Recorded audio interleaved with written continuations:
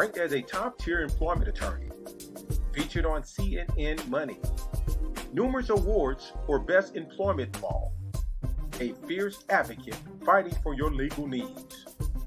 Welcome to Legal Views with your host, Attorney Sheila R. Stewart.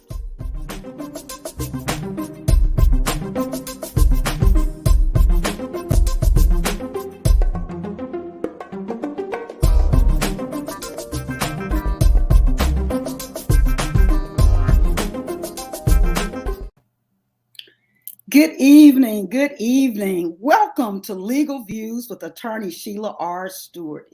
You are in for a treat on this evening. We have an outstanding guest with us on today, Dr. Gary Ford, who hails from New York, New York. And we're going to hear more about Dr. Ford in a few seconds. But for your informational purposes, I am Attorney Sheila R. Stewart. I am located at 231 South Beamiston Avenue, Clayton, Missouri, 63105, Suite 800. We are here to serve your legal needs. And if you would like to contact me by phone, my number is 314-854-1339. And I look forward to speaking with you. But we have with us Dr. Gary Ford. He is an outstanding intellectual from the city of New York, born and raised. He has his bachelor's degree from Harvard University, cum laude. He also has his master's MAF. Let me look at this, wanted to, so I can make sure I get it right. He has his MAF. He has his JD from Columbia Law School, Columbia University, MFA, and creative writing from the New School, and a PhD in American Studies with a concentration in African American Studies from the University of Maryland. He is also a noted author. He has written many, many great books. One of his great books that he has written is, and we're going to talk about this book on today in honor of the International Women's Month. He wrote a book regarding Judge Constance Baker Motley, One Woman's Fight for Civil Rights and Equal Justice Under the Law. He has also penned a very great article that I recommend that every urban area read. It is The New Jim Crow, Male and Female, South and North, From Cradle to Grave, a perception on and the reality of racial disparity and biases in the America's criminal justice system. This is some great information. You have to get these books and read these publications so you will know what we are dealing with today. Welcome, Dr. Ford. How are you today? I'm fine. How are you doing? I am doing great. We are so overjoyed to have you as a guest. You have done an outstanding job teaching, writing, and being a mentor for youth all around the country. And just a stellar individual as it relates to your contribution to the historical writings as it relates to the civil rights movement. You've just done a phenomenal job. Excuse me, my allergies are bothering me. You've just done a phenomenal job, and we are so delighted to have you here with us on today with Legal Views. Can you just give our audience an overview of the body of work that you have done before we would like to ask you some questions? You are an expert in so many areas, and we would just like to get an overview on your background and some of the work that you have done. Oh, thank you very much. I'm so pleased to be on your show again, and I'm glad for the success of your YouTube channel, which has done very well. Briefly, I just want to say I do claim New York, but I was born and raised in Connecticut. But I've been in the city for a long time, so it feels like home. Even though my mom is from St. Louis, as you know, and so I have roots there as well. I began studying the civil rights movement at an early age. I'd say around high school, I became interested in the civil rights movement, mostly because of my experience growing up in the predominantly white suburbs and some of the challenges I faced as a young student. I also became interested in the civil rights work, or especially the legal side of it, because I come from a family of lawyers. Both my parents are lawyers. My older sister's a lawyer. My background from Connecticut, I was exposed to a lot of the lawyers of the state because there weren't that many in the early '80s. So I got familiar with them from that time period, and I was also interested in exploring more of my own history because it wasn't taught at the schools when I was a kid. Basically, you had to learn on your own or you weren't going to learn. And feelings of isolation led me to learn more about where I come from and, feel part of that community. In terms of my work, I do have the one book that you mentioned earlier on Constance Baker Motley, who is a civil rights attorney who I feel is not given her due in terms of her impact on the traditional civil rights movement on all Black people's lives in America. I also have a number of publications besides that, mostly dealing with women in the civil rights movement. I focus on a theory called intersectionality, which is basically people who suffer from, or I should say, have to deal with multiple forms of discrimination at the same time. So layers of discrimination. So, for instance, for Constance Baker Motley and other women in the civil rights movement, we're talking about racism and sexism, which I think is pretty spot on for where we should talk about the things we should talk about during Women's History Month, and also, directly preceding Black History Month. So that's a little bit about my background. I teach at Lehman College, as you mentioned, in the Africana Studies department, and also in the Women's Studies program. I do a range of classes there, but my favorite ones deal with the civil rights movement, and I engage with the students about current protests and current issues, as well as those issues from the 50s, 60s, and 70s, just in their daily lives and how to navigate white spaces and how to counteract discrimination in their own lives. Okay, I think when people think of the different layers of racial discrimination, it's often looked upon as, Black, in terms of discrimination, Black and brown people.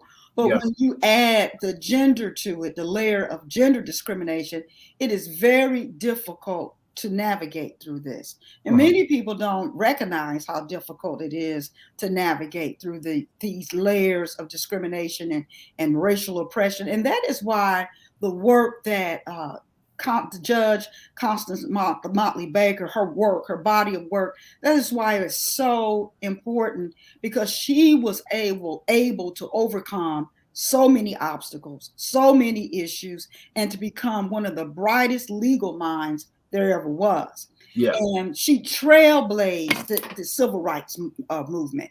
And she did such a phenomenal job. I have some chapters in the book they're some of my favorite chapters that I believe that are very transferable to what we're dealing with today. But can you give us a highlight and an overview of this book and why you think this book is so important and significant today? And this is the book that I am referring to. This book right here. This is a great book. It's a must read. I really recommend that all of our viewers get this book and read it. Pass this information down to your children and your grandchildren and allow them to understand the contributions that this woman has made to society. And if she did this in her day and time, what can you do? So can you just give us an overview of this book and why it's so significant even today? Sure.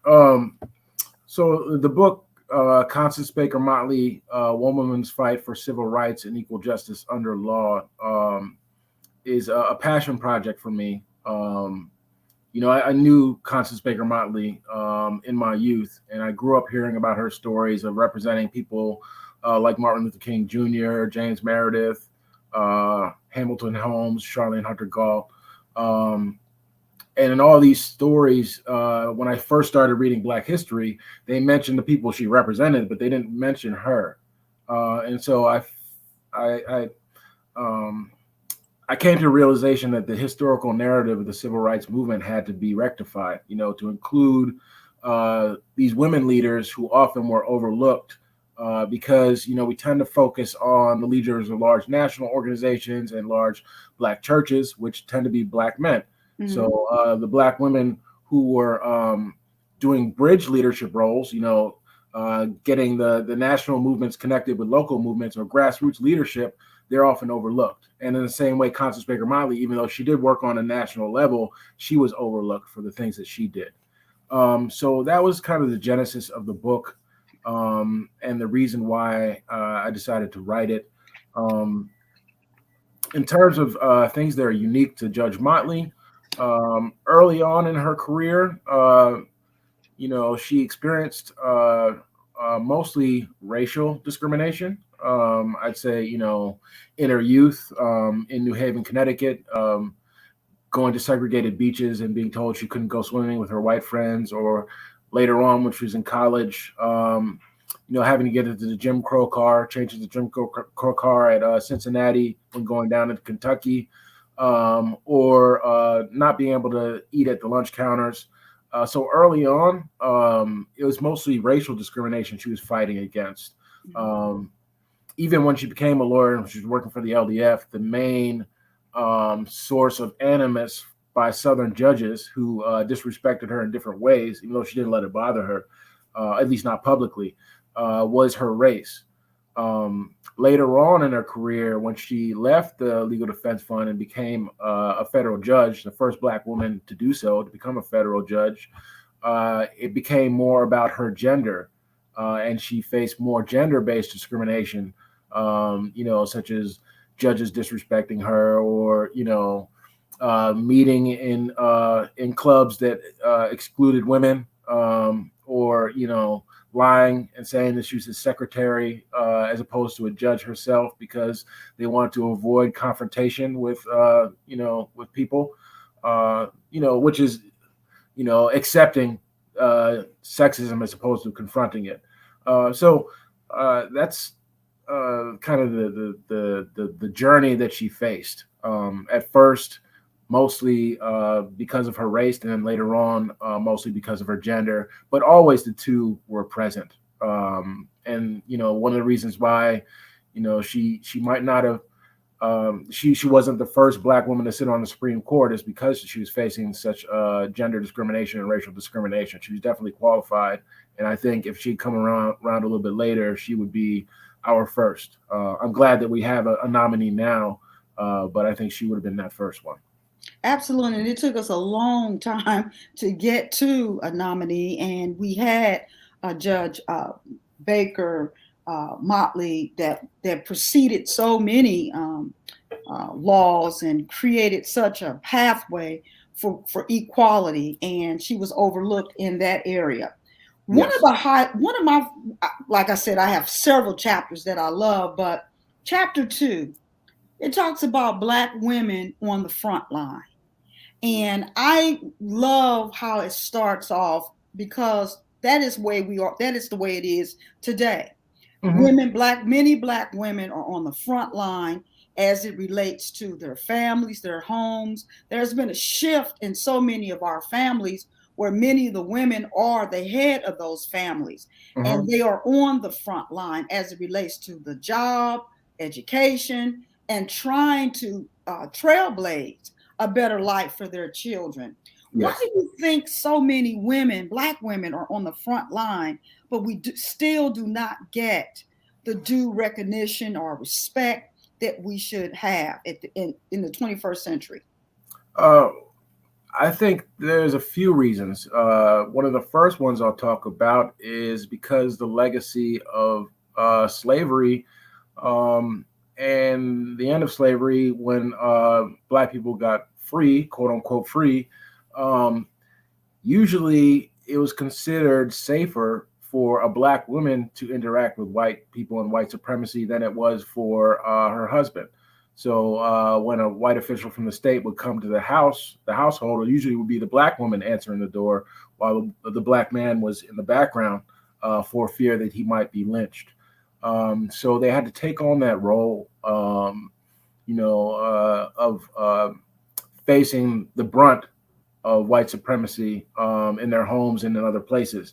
Another reason why Black women have kind of been forced to be in this position is mass incarceration, which Black women are also susceptible to, but in general, it is Black men who are becoming part of the criminal justice system, many times through no fault of their own or through discriminatory policies. So that leads to an increase in Black women as head of household and as single parents. And they are kind of forced to do the best they can in a situation that is not ideal, but can produce ideal results. Many single Black women raise kids who go on to be senators and lawyers and doctors and things of that nature. It's not a death sentence. It's not a hardship that can't be overcome, but it is a hardship that is a reality for many Black families. And it is a hardship. And I like the fact that you have placed it as it's not a death sentence, because many single families, women that are the head of their household, many of them see their families as a traditional family. And we want to respect those women that are on the front line and recognize that their families are traditional families. And I think you have done an outstanding job of bringing respect and just a sense of dedication and kindness to the plight of women and the gender discrimination that many have experienced. And we appreciate you, and we appreciate the work that you have done that have highlighted so many of the outstanding works of women in the United States. Now, Chapter 3, Preparation of a Leader. Now, this is the one that I think is key to understanding where we must go today. Because you just can't sit on the sofa all day and not prepare. You have to train. People train in different ways. Some go to college, some may go to trade school, some travel the world, but you have to prepare. What are your thoughts about many of the leaders that are evolving today, but you do not see this level of training and dedication that you saw with someone like Judge Motley Baker? Okay. Before I touch on that, briefly go back to Chapter 2. I wanted to just also personalize it in a way, because one of the reasons why I talk about these women leaders is because the role models in my life, particularly early in life, have been Black women. My mother being first and foremost among them, but also my older sister, who, I followed to Harvard. She's the one who broke that barrier. And, I learned from her example. Same thing with law school. So for me, those women, and also women like Judge Motley, were the reasons I saw things possible for myself. So that's the reason why I tend to highlight them. And then also just in the sense of fairness, when I talk about people like Joanne Gibson Robinson, or I talk about people like Claudette Colvin, Diane Nash, Fannie Lou Hamer, again, to give them their flowers in a way that they have not received prior to now. When we talk about Black History and Black History Month, we always get the same canned history, the same few names, almost entirely male names. And that's, I don't think it's fair. I think, we are doing a disservice to the youth by not presenting a well-rounded view of the civil rights movement. And also, we're doing a disservice to them by not having leaders that they could identify with, right? If every picture of a leader from the civil rights movement looks like the same, a black man from the clergy, if you're not a black man and you're not from the clergy, then, why bother? So I want to make sure that, we talk about that. Now, getting back to chapter 3, and may I just interject something for a few seconds, please? Mm-hmm. I'd also want to recognize your mother, Marilyn Ward Ford. She is a trailblazer in her own right, a professor, an author. She's written a horn book that's about this thick. And she worked on Wall Street, and she is a brilliant mind. Your sister is a brilliant mind. And we want to recognize Mrs. Dorothy Ward, if she's listening. We love you, and you're number one in my book. Mm-hmm. And so many people, you were really blessed to come from such a family that they were so intelligent and so prepared and well trained that they could pass that legacy on to you. And it created open doors for you to look at higher education from a different perspective. And you have done exceptionally well. What advice would you give to someone that's looking at you and heard about your resume? You went to Harvard, you went to Columbia, you have a PhD, JD, cum laude at Harvard, and they're saying, man, I can't do that. What advice would you give to those young people who did not come from this lineage of expertise like yourself? Well, I would just point out the examples again from the text. You got Black women, some of them didn't even finish high school in there, who are changing the world. Mm-hmm. People like Claudette Colvin, she didn't have any paper behind her name. There's no diplomas on her wall. But she's the real inspiration for the Montgomery bus boycott. People like Fannie Lou Hamer, she didn't have any formal education, yet she organized voter registration throughout the South. She spoke at the Democratic National Conference, the DNC conference. You got people before her, people like Harriet Jacobs, wrote one of the best slave narratives, talked about her escape from slavery. She had no formal education either. People were surprised that she knew how to read and write. People like Harriet Tubman became not only, a fixture on the Underground Railroad, transporting slaves from the South to the North, but also during the Civil War was an honorary general. Led a spy ring that helped to gain intelligence on the Confederacy. So, there's examples over and over again from the distant past, or even relatively recently, of people without the pedigree who are making a huge difference. And sometimes it is people with the pedigree who have to follow the people without the pedigree, because they're the ones who are leading. So I would say that don't be disheartened if you didn't have the same privileges that I had. I would not have been at the schools I went to if my parents hadn't sacrificed what they did and had not, achieved economically and also socially what they had. But nobody did that for them. So it is possible to make a difference without all of that stuff. Really, that doesn't matter. It can matter, but it's not the only thing that matters. You're absolutely right. And we are so proud of you. And we need examples like yourself. We need it, especially today. And how I would answer the question that I just posed to you, I always point people towards someone like Harriet Tubman. Harriet Tubman is my foremost one of my favorite historical role models, especially as an African-American woman. What she did is just unbelievable. She defied the laws. She didn't take the laws of the land as her final destination. She believed that she could be free, and she believed that others could be free. She did not wait around for the laws to change to catch up with the way that she saw the world. She saw the world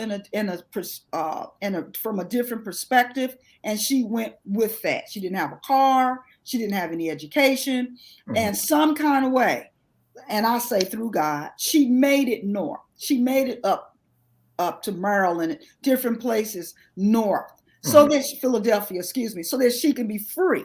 And she didn't just stop there. She went back and brought others along with her. And for those individuals that feel like you cannot achieve, this is a person that made it to the top during slavery. Yes. And she was a woman, and she made it to the top during slavery. And she did not allow the laws of the land to stop her. And so that's my go-to person when I deal with racism, and all of those things that I have had to deal with most of my life. She is one of the go-to persons that I think about. And then Judge Motley is the other one. Okay, so chapter 3, preparation of a leader, the necessity of training. What are your thoughts?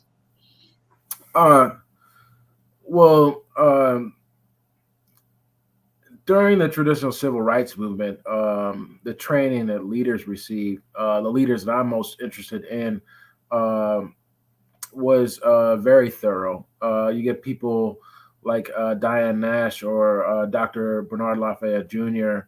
And the freedom riders, went through rigorous training before they ever went down south. They practiced sitting in chairs peacefully while people called their names and abused them other ways verbally, and also physically pushed them, punched them, spit on them, all things that they might be facing and did face when they went down south to protest peacefully, to ride the buses and sit in the whites only section of the bus station and drink from the whites only water fountain. So there was a vigorous preparation from these people. You also talk about somebody like Joanne Gibson Robinson, who did a lot of the prep work with the Women's Political Council before the Montgomery bus boycott was launched, and then did a lot of the organizing after it was launched. So there's a lot of training involved there. These were people who were not going in blindly, and there's a history of this, right? We got people as far back as Homer Plessy, Plessy versus Ferguson. He didn't get on the train and sit in the whites-only car by accident. He did that on purpose to challenge segregation. It didn't work out that well for him, but there's preparation there. They knew they wanted to challenge segregation in the courts, so Plessy sat down. He was phenotypically white, right? He didn't look like a black man. He was 1/8 black, but he sat down and then announced that he was a black man once he was seated, in order to be arrested and then challenge the law. So there's a lot of dedication and preparation that went into challenging discrimination at that time period. But I will push back a little bit. I think that the youth have done a good job of preparing themselves as well. You look at organizations like Black Lives Matter, the style, the structure of that, the decentralized leadership, I think is genius. Using cells almost, so that if one leader gets silenced, or if one group becomes gets disappeared in some way, you can't really find the head of the snake. You can't cut the head off the snake because there's a million heads, and I think that's a brilliant strategy. And their use of social media to organized protests over extrajudicial killings of Black folks. Your Sandra Bland's, your Eric Garner's, Trayvon Martin's, even though that wasn't a police officer, but it was an agent of the state and of white supremacy. But Tamir Rice, people like that, I think that they've done a brilliant job of bringing public attention to those incidents and making sure that those names don't die when they do. Many people have shared the idea that the Black Lives Matter movement is it started off, on the foundation of what you just shared, but then as it began to evolve, it evolved into more of a radical movement that was dangerous and that was anti-police. What are your thoughts on that? I guess whenever Black people are deciding to stand up for their rights, they get labeled radical because the status quo is white supremacy. So if you're pushing back against the status quo, all of a sudden you become a radical. For instance, Martin Luther King Jr. was considered a radical when he was leading his peaceful protests. Nat Turner, when he led a slave insurrection, was considered a radical just because God told him that he should be free. Constance Baker Motley, even when she was arguing these cases before Southern white judges, they refused to even call her a lawyer. They called her that Motley woman. She was a radical, and they felt offended by her presence, just her mere presence before she even said anything. So I don't think you should. I don't think anybody should worry about being labeled a radical. In this ways, I think of it as a badge of honor. It means that you are upsetting the status quo and you are challenging long-held prejudices, and that just comes with the territory. Nelson Mandela was radical. Mahatma Gandhi, he had some issues with Black folk. He was a radical. The history is littered with people who were at one time considered radical, and then all of a sudden, after their death, are considered martyrs or heroes, or are venerated in some way. And even if you want to go to white folks, right? The original Sons of Liberty, right? The patriots who did the Boston Tea Party, right? That include people like John Adams. There's nothing but a riot. They were rioting because they didn't want to pay taxes to Great Britain. And the British thought that they were radicals. But all of a sudden now there are founding fathers, and, their faces are on money, right? So right, absolutely. You go, it's pretty easy to go from a radical to a national figure and hero. It might be harder for Black folk, but, it's not impossible. Fair, that's an excellent response. I have nothing to add to it. That is excellent. Very good. Working in the trenches, chapter 4, working in the trenches.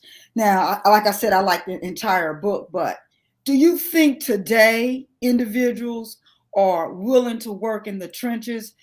I was looking at the people of Ukraine and how these individuals have stood up to Putin, and they have not just bowed down and have not turned over their allegiance to their country, to Russia, but they've taken a stand and they are saying, no, this is our country and you are not going to annex us. We're going to fight for this.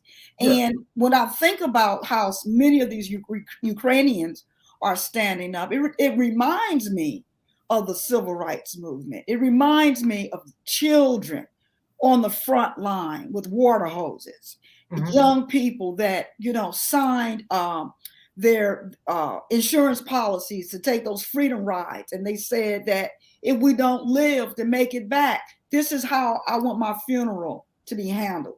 I am taking this freedom ride, and I am going to stand up for what I believe, because this is our country too, and we have a right to be treated with equality. What do you think about individuals today working in the trenches? Oh, yeah, I think Ukraine is a great example. What's happening there is you have a people who are being attacked and attempts at subjugation of a nation because of their democratic beliefs. They want free and fair elections. They want democracy. They want civil rights. All of these things are absent in Russia, and Russia is fearful that Ukraine is going to join NATO and have another NATO member country on their border, and they don't want that. So they manufactured a war and manufactured a justification for that war because they want to increase their illegal seizure of Ukrainian land. If they can't take the entire country, they want to at least take a larger chunk. I mean, they already took Crimea. And the way that the Ukrainians have fought back against this Russian imperialism is a cause for their celebration. You know, we should celebrate them while also being empathetic to the loss of life there. You know, civilian life, and people who had to join the military to defend themselves. But we should also think about the ways in which the war in Ukraine has been covered in the international press, and the reasons why their struggle for freedom has been highlighted, while other struggles have been, pushed under the carpet. People compare Ukraine to, say, what happened in Afghanistan recently when U.S. troops withdraw, and the radicals in Afghanistan took over the government pretty quickly. And people say, "Oh, well, why didn't they fight back as hard as Ukrainians?" And my response to that would be, like, they didn't get the international support that the Ukrainians did. They didn't get the sympathy throughout all of Europe that Ukraine has, and the United States. They didn't get the funding, right? We're sending, billions and billions, if not trillions of dollars to Ukraine to help them defend themselves. And I mean, they're doing well with that money that they received, but we have to look at why certain lives are valued and others are devalued, and why certain freedom fighters are supported and others are not. And we have to examine that. But just because we're examining that doesn't mean that you're wrong if you put a Ukrainian flag in your background on Facebook. That's fine. They are fighting for freedom, and I support it. It's just that I'm not going to forget about others who have fought for the same things and might not have received this outpouring of love and support. Well, I definitely support Ukraine, and I support the vigilance of the people of Ukraine, and how resilient they are. I respect their stand, and I think they should fight with everything that they have. Yes. I am 100% against the attacks that they have suffered, and I think it's horrible, and it's difficult to look at. The children, the hospital bombings, it's just difficult to look at. However, I do wish there was more concern, as you stated, for other nations. There are African countries that have been under attack, and many women have been brought into different types of these factions and held captive and raped. And many times those issues do not, they don't make the news. And unless you intentionally research those issues to read about these countries, you won't know about the hardships of some of these other countries, and with the children, the brutalities of the children of those countries, what they go through. And I think that the media needs to have more coverage of other countries that's battling, and how do we get funding to those individuals, and how do we get assistance to those people to help their lives become better? What are your thoughts on that? I think as we strive to make the world a better place, we have to re-examine what we think of as important. I mean, one of the reasons why Ukraine is important is because of its strategic and economic value to the West, right? Right. As an ally. The same reason why Israel is so important to the United States is strategic value in the Middle East. In places that don't have that same perceived value, I think we're lacking in our compassion. In the countries in the post-colonial continent of Africa, many of these countries are remnants of imperialism and other foreign invaders coming in to carve up the land. A lot of these wars have been started because of that. And there's been no sort of redress for the wrongs done. And Africa has been largely left to herself, except when people come in from outside to pillage resources, whether that be diamonds or petroleum or zinc or what have you, that's being exported. The natural resources are being exported, and there isn't any sort of aid being imported. It's being divvied up by the West, but also by the East. China's got a huge presence in many African countries, and has not really been doing much to uplift the local people there, instead enriching China and places like that. So we have to really think of ways to support everyone. We can't really have progress if we have people starving in certain places.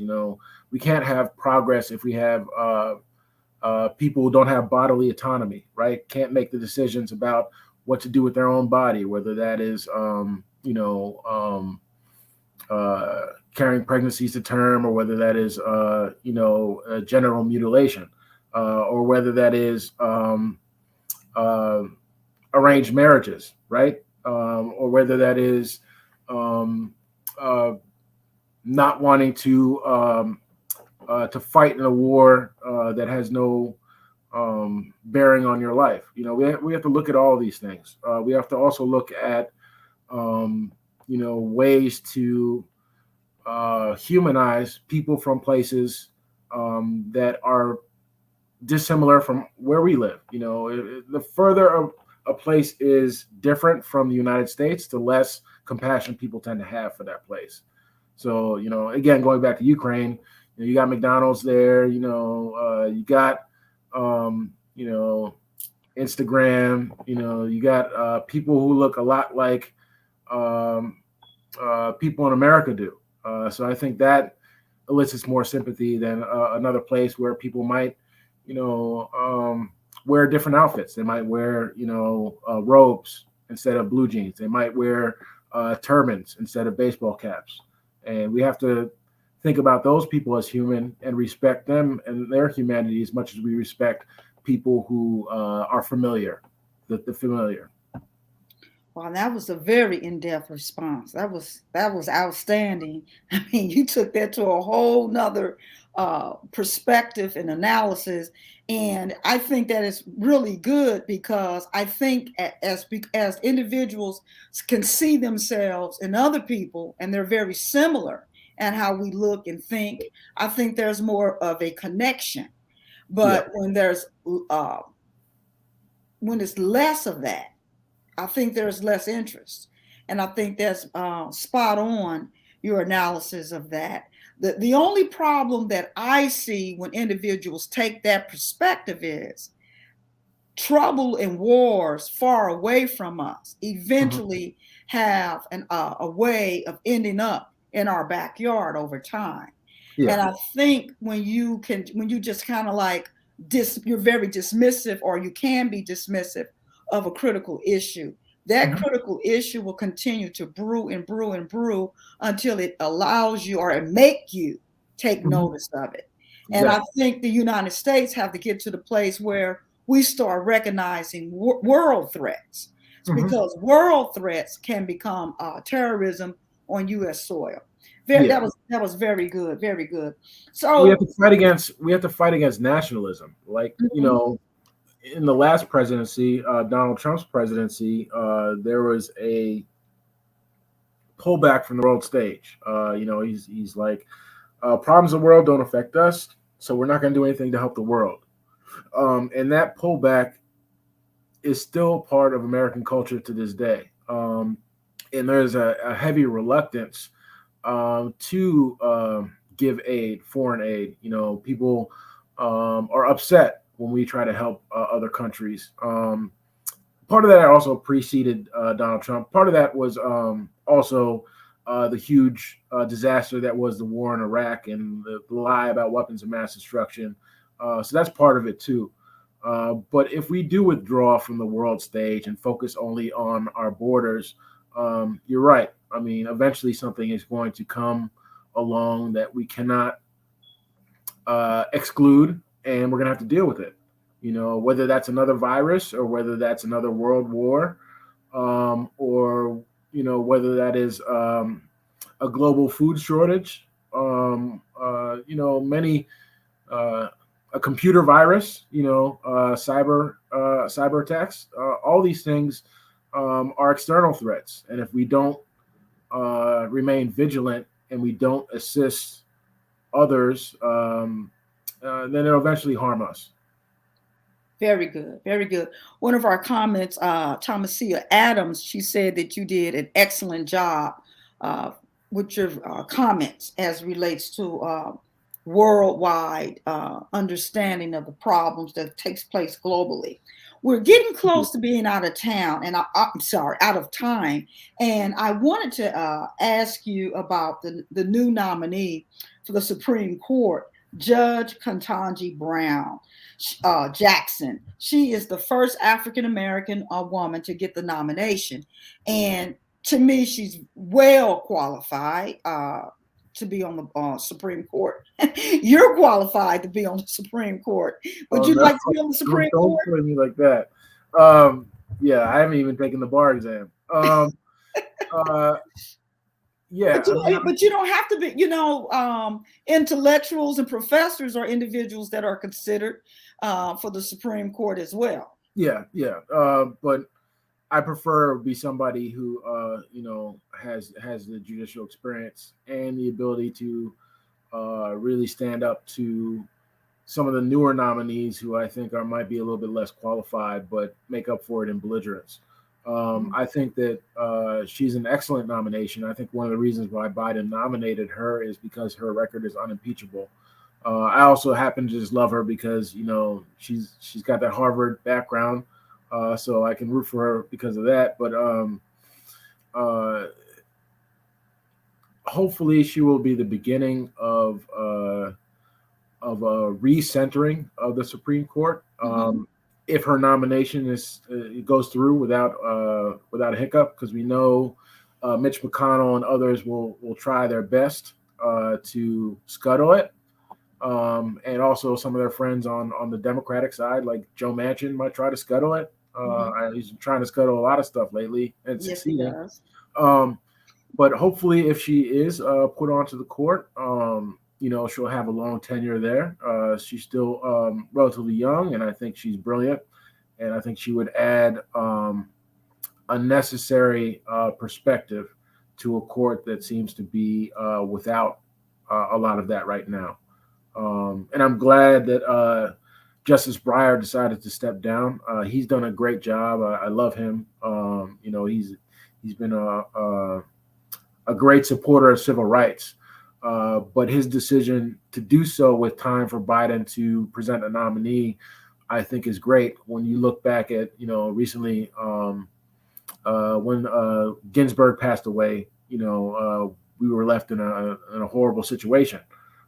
So I think Justice Breyer recognized that, and as part of his legacy, want to make sure that didn't happen again, where we get, a token appointment to the Supreme Court. For instance, Ginsburg was replaced by another white woman, but with completely different politics, right? In the same way, Bush replaced Thurgood Marshall with Clarence Thomas, right? So the optics, there's still the tan or the black in the photo, but the reality for Black people is completely different. So I'm glad that Breyer will be replaced, hopefully, knock on wood, by a woman who will continue his work and also will help pushing us into the future to be a more inclusive society. I am very hopeful as well. I think she is an outstanding candidate for the court. I think she will do a phenomenal job. She has a brilliant legal mind, and she's coming from the famous Washington, D.C. circuit, and she has the judicial background, the experience. What do you think about the fact that she also worked as a public defender? I think that's great, especially as we strive for real criminal justice reform in this country. As we repeal unjust laws that targeted Black people, like laws against marijuana and other things that led to mass incarceration, or the war on drugs and three strikes laws. As we start to get rid of those remnants of modern day white supremacy, we need to have somebody who is interested in serving the rights of the defendant, in this country, where too often due process is not real due process, and too often, we get people like a Khalif Browder, right? Somebody who didn't have his day in court and died because of being detained in prison for 3 years, because the court systems have been designed, especially for poor people and people of color in particular, to have them accept a plea whether they did something or not, to avoid spending long time in jail before getting their day in court. So somebody who's familiar with those types of stories and those types of people and standing up for them, I think, is exactly what we need on the Supreme Court. Excellent. I think the United States has one of the best judicial systems in the world. And I would rather go up against, and I'm not implying that you're saying something different. I'm getting to an issue that I want to talk to you about quickly before we run out of time. I think that United States has one of the best judicial systems, there is, and I would rather face a judge in the United States than to face a judge in Russia or somewhere like that. Yeah. However, you wrote a compelling article about some of the disparities in the U.S. Judicial system. And I think it's a very outstanding, compelling piece of work that many individuals need to learn about. The new Jim Crow, male and female, South and North, from cradle to grave. Can you tell us a little bit about this? It's a perception and reality of racial disparity and bias in the America's criminal justice system. Yeah, I think you're right to praise our judicial system. I think it is, in many ways, a model for the rest of the world. That's not to say it is without fault. Many times, many of the heroes in my life are people who helped point out the faults and try to rectify them. But you're right to make the distinction between our courts and, for instance, the courts in Russia. The courts in Russia do whatever Putin wants them to do. There's no such thing as a fair trial there. That's why I'm concerned for Brittany Griner. Yes, very concerned. Who's detained there now on charges that she had, a vape pen with hashish oil. We don't know if that's true or not. That could just as easily have been manufactured to get a hostage. But the American judicial system, I think, is unique in that it allows for people like Constance Baker Motley and others to come and challenge injustice and many times succeed. The New Jim Crow, that publication, kind of the genesis for that was a lot of my research I was doing when I was an undergraduate. My senior thesis was on sentencing discrepancies between similar drug crimes in Arkansas. So, I went to Arkansas and I was looking at arrest records and convictions for similar drug offenses between Black and white. Usually it was Black people with crack cocaine and white people with crystal meth. Both are, very damaging. Both, lead to an increase in crime. But Black people were tending to get, 10, 20, 30 more years. They're more likely to be arrested, more likely to be tried, more likely to be convicted. And once they're convicted, more likely to receive longer sentences than whites. So that kind of began my exploration of the differences in our justice system. That's supposed to be blind justice, right? But Really, it's maybe one eye closed and the other eye open, and we need to, examine these things so that we can rectify and make just so we're like making a more perfect union in terms of our government. We need to make a more perfect judicial system, and we need to make sure that there's equity there, equality there. In terms of it mattering less what you look like, how you sound, and also how much money you have. I think, we should strive towards a judicial system where those things don't matter. Everybody has the right to a defense, an adequate defense. And everybody has a right to be treated as equal under the law. So I think, that publication, but also a lot of my other work is kind of focused on that goal. Respecting and also being grateful for the judicial system that we have in this country, but also trying to make it better for people who don't have the advantages that I have. And that's excellent, because one of the keys of making it better is making people aware. And if you're not aware of an injustice, if you're not aware of a wrongdoing, then how can it get better? How can we improve it? And so publications such as this, the books that you have written, the work that you have done, it creates a sensitivity for individuals to become more aware of the injustices that some people suffer just because they're Black or brown. And how can I get involved to make things better? And the work, so that's why the work that you are currently involved in, your writings, your teaching, we need it.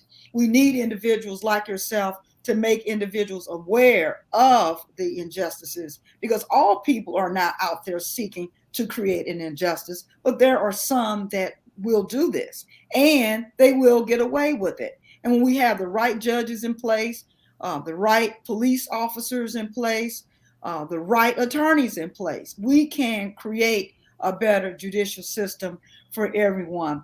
And I also wanted to say, as it relates to this great book, those of you that want to read something for the International Women's History Month, get this book, Constance Baker Motley, One Woman's Fight for Civil Rights and Equal Justice Under the Law. I consider it a must read. I also want to add that I actually met her my senior year at the University of Kansas. She was invited to the university by the dean during a series of civil rights information that was provided by the University of Kansas. We were looking at the Eye on the Prize. She came in as our speaker, and the dean selected me and the professor to be her like chauffeur and the type of person, I just took her all around the campus and kind of like was her little chauffeur girl. And it was one of the best experiences. This is a brilliant book, and she was a brilliant individual. So before we leave, would you like to have the last words and advice or information that you would like to share with our listeners? We are grateful for Aletha Ewing. She said, sadly, her concerns for criminal reform are what they will use against her. She will be considered as being soft on crime. And I think she's speaking towards the nominee for the Supreme Court. Any Democrat who's being considered, for a position on the Supreme Court will be nominated, painted with the same brush. Republicans have long used soft on crime as a way to weaponize white fear and get voters to vote against their own interests. She'll be the first in a long. She won't be the first in a long line of people who have to deal with that. Some people deal with it in certain ways, like Bill Clinton dealt with it by appearing extra tough on crime and doing a lot of things that I think harm Black people. But then other people deal with it by stepping above it and realizing there's a lot of people out there who are interested in justice and who are sympathetic to the idea that